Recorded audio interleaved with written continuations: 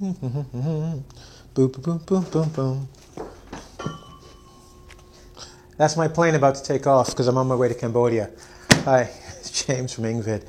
Just choosing between these two books if you saw the other video. See, I like doing this referencing thing, the other video, because it means you have to go back to the website and check to see what I'm talking about. Because I don't lie, it's there. Done over 50 videos. I'm sure you'll find it somewhere. So that was my plane leaving because I was in a hair's breadth of being late. Anyway, today is a special lesson.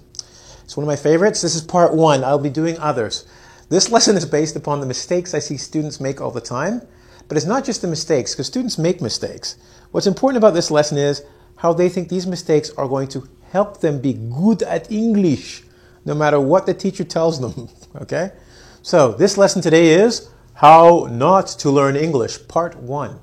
It'll be a 20-part series. No, it won't be 20 parts. 10-part series. Management's telling me this is the only part of the series. Sorry. Not to learn English. It's a bad joke. All right. Mr. E refused to do this lesson because he has spent his entire time working 51 times that I know of so far. That's just so far. Effortlessly, tirelessly to make sure you learn English. So he got his evil cousin, Evil E.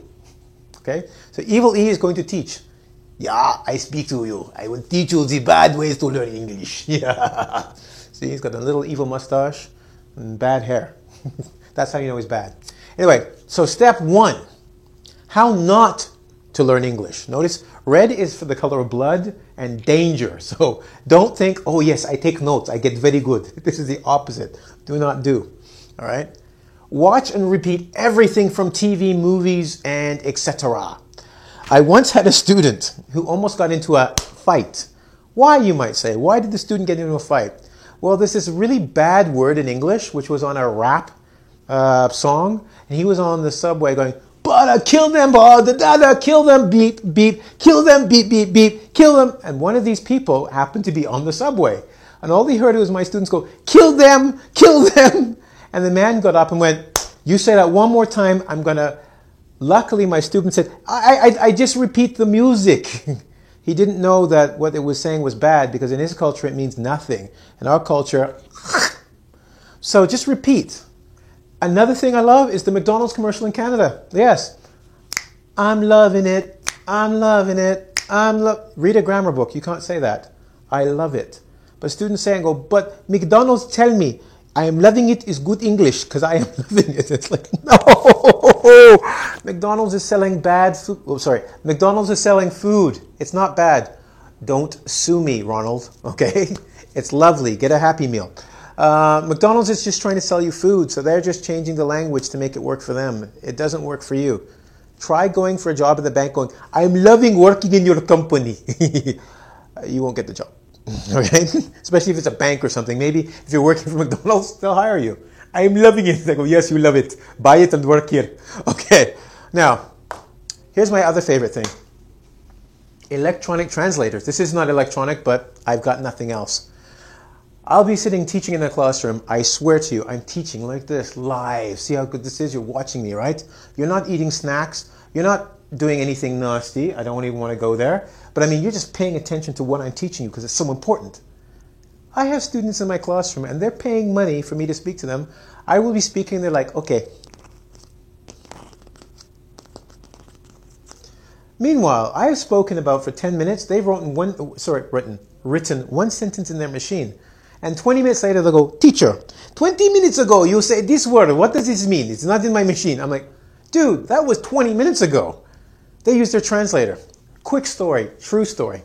One day, one of my students got into an argument with me. They were like, "This is a very good machine. It is better. I need this machine." Because I told them use a paper dictionary. And they were like, "No, no, no."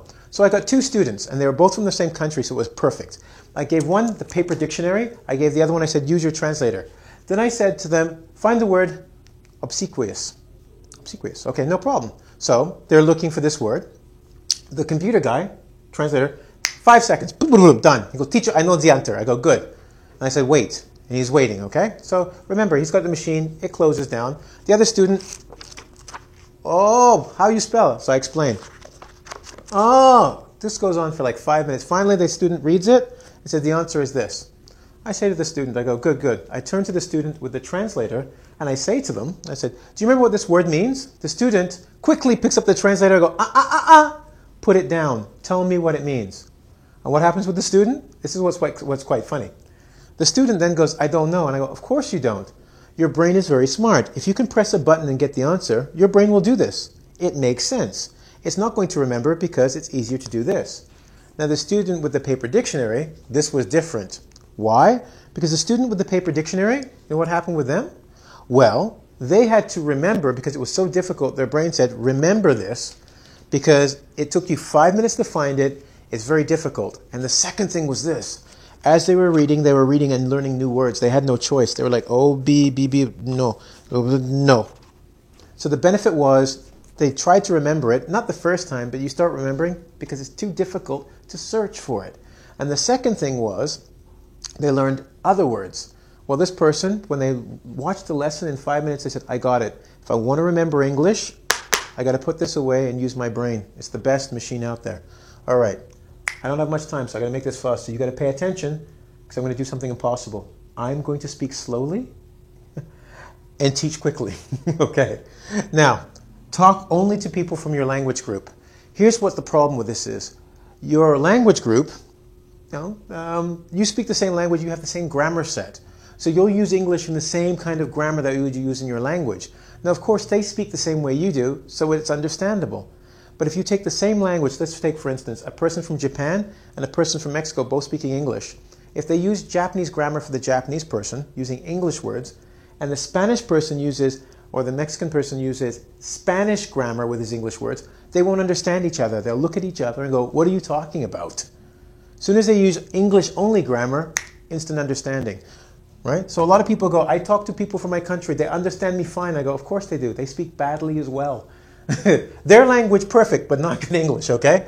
Now next, this is my favorite one. I love this one. This is great. I will be teaching something, and I'll let students talk together in a classroom. And invariably, that means sooner than later, it's going to happen, okay?